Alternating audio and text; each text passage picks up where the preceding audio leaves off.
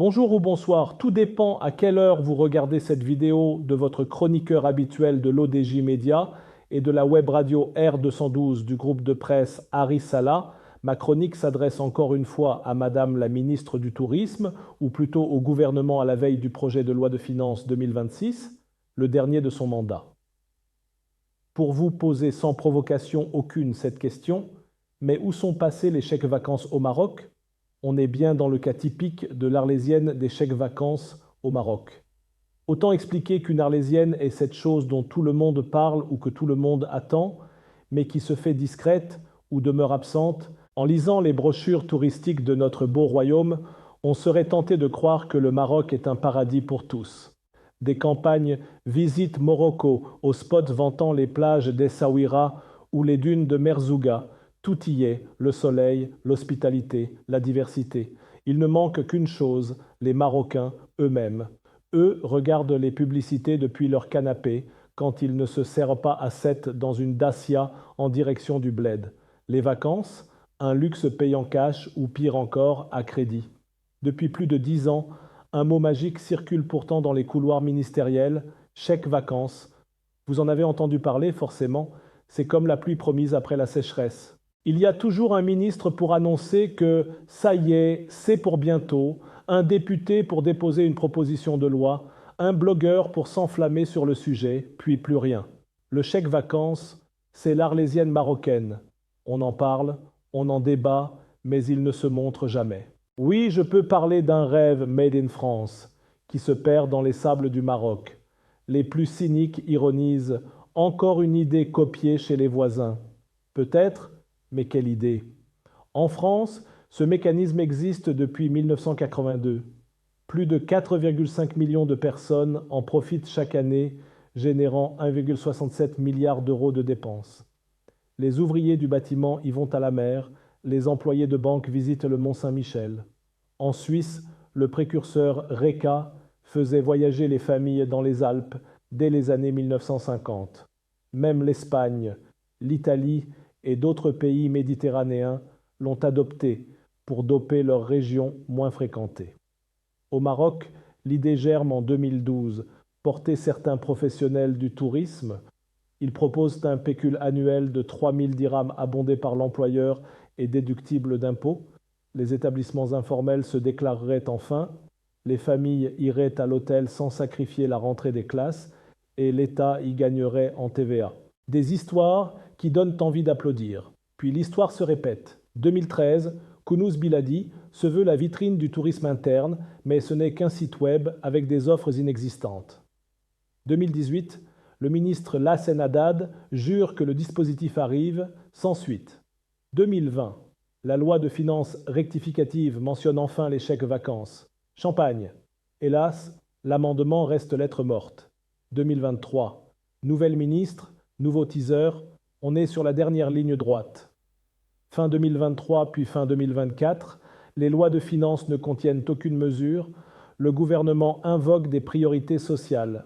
On connaît la chanson, les décrets d'application sont en sieste prolongée. Ah oui, le fameux argument du détail technique, ce qui amuse ou agace le plus, c'est cette manie des responsables à brandir des détails techniques pour expliquer les retards. On imagine des réunions interminables où l'on se dispute sur la couleur des cartes prépayées ou la taille du code QR. Pendant ce temps, les familles s'endettent pour 3 nuits à Tétouan et reviennent avec plus de stress qu'en partant. Les détails ne seraient-ils pas plutôt politiques? Le dispositif demande une contribution de l'État, modeste certes, mais réelle. À l'heure de la réforme des retraites, de la sécheresse et du financement de la CAN 2025, qui veut se battre pour des vacances? En vérité, la question n'est pas de savoir si l'on peut financer des chèques vacances, mais si l'on veut. L'argument de la priorité aux secteurs sociaux est entendu. Sauf que l'éducation et la santé bénéficieraient aussi d'une population reposée et épanouie. Le droit aux vacances n'est pas un caprice bourgeois, c'est un élément d'équilibre social. Dans un pays qui prône l'égalité des chances, il est paradoxal que seuls les privilégiés puissent s'offrir un break tandis que les autres envient, commentent et paient des intérêts bancaires. On nous répète que l'informel, ce bouc émissaire pratique, est un frein. Trop de locations clandestines, pas assez d'hôtels abordables. C'est vrai, la chambre d'hôte non déclarée fleurit plus vite que les hôtels 3 étoiles. Mais pourquoi ne pas prendre le problème à bras-le-corps? Le chèque vacances était justement pensé pour imposer la traçabilité des dépenses et assécher l'informel. Ne pas l'appliquer parce que l'informel est trop présent revient à refuser de réparer une fuite parce qu'il pleut. Le vrai défi est ailleurs. Il s'agit de mettre tout le monde autour de la table, l'État, la CGEM, la CNSS, les syndicats et les hôteliers, de définir un organisme gestionnaire, de régionaliser les vacances scolaires et de construire des hébergements accessibles. Pas de créer un énième comité. Or, depuis 10 ans, on assiste à un balai de responsabilités dilué. Personne ne veut porter le bébé, chacun renvoie la balle à l'autre, si bien que le projet reste orphelin. Et en attendant, les Marocains se payent des vacances à crédit. Dans les banlieues de Rabat et de Fès, les agences de crédit à la consommation affichent un slogan: réalisez vos rêves maintenant. La réalité, c'est que des familles contractent des prêts pour 3 jours à Tanger. Les taux d'intérêt sont élevés. La pression financière s'ajoute à celle du quotidien. Les chèques vacances, eux, proposent l'inverse: une épargne volontaire, un abondement patronal et une défiscalisation. Plutôt que de nourrir les banques, on finance son propre bien-être. Cette logique existait dans le Maroc des années 80 avec les coopératives d'entreprises qui organisaient des colonies de vacances. Elles ont disparu avec la libéralisation. Aujourd'hui, la solidarité salariale se limite souvent aux cotisations sociales obligatoires. Pourquoi ne pas réinventer cette solidarité via un chèque vacances moderne? Cela fait partie de l'État social aussi. Il serait trop facile de conclure par un énième appel à la bonne volonté. Essayons plutôt de voir grand. Et si les chèques vacances devenaient un laboratoire d'innovation sociale? Imaginons un pilote dans 2 régions, par exemple l'Oriental et le Souss.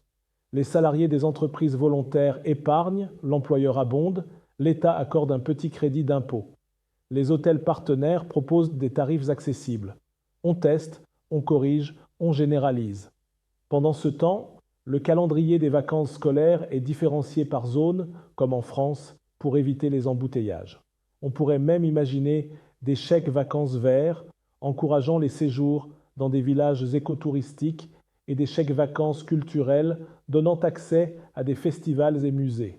Les possibilités sont infinies, pour peu qu'on cesse d'utiliser les vacances comme variable d'ajustement budgétaire. C'est un appel au courage politique pour tenir les promesses proposées.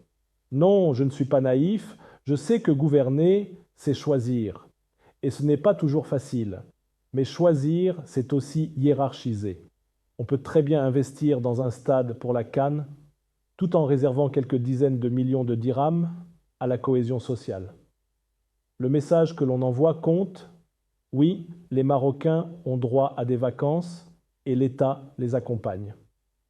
À ceux qui pensent que le sujet est secondaire, je rappelle que les vacances sont un moment où l'on se retrouve en famille, où l'on découvre son pays, où l'on respire. Elles créent de la fierté et de l'appartenance. Les priver à une majorité revient à accentuer les fractures sociales. En attendant, les familles continuent de jongler entre congés et découverts, les professionnels du tourisme regardent leurs chambres vides et les ministres redoutent la moindre question des journalistes sur les fameux détails techniques. Alors, il est temps d'en finir avec cette arlésienne. Les chèques vacances ne sauveront pas le monde, mais ils peuvent changer la vie de milliers de familles et donner un coup de fouet à notre tourisme. Alors, chères autorités, un dernier conseil, remplacez la procrastination par l'action. Vous verrez, les familles n'en seront que plus reconnaissantes et vous n'aurez plus à inventer des slogans pour dissimuler l'inertie. Espérons que la dernière loi de finances de ce mandat, il faut bien rester optimiste, nous réserve enfin une belle surprise, l'émission de ces chèques vacances tant attendus. Ou simplement dire la volonté politique est bien là, mais pour des raisons budgétaires objectives, cela sera pour la prochaine fois. Alors, à l'heure où la dernière loi de finances de ce mandat se prépare, peut-être qu'un sursaut politique osera enfin réveiller ce projet qui dort depuis plus de 10 ans. Et si, pour une fois, on offrait aux Marocains autre chose que des promesses, des vacances réelles, accessibles, financées par ces chèques vacances qu'on attend comme un train qui n'arrive jamais, mais qui pourrait enfin entrer en gare, C'était votre chroniqueur habituel pour l'ODJ Média. Et à très bientôt, si vous le voulez bien.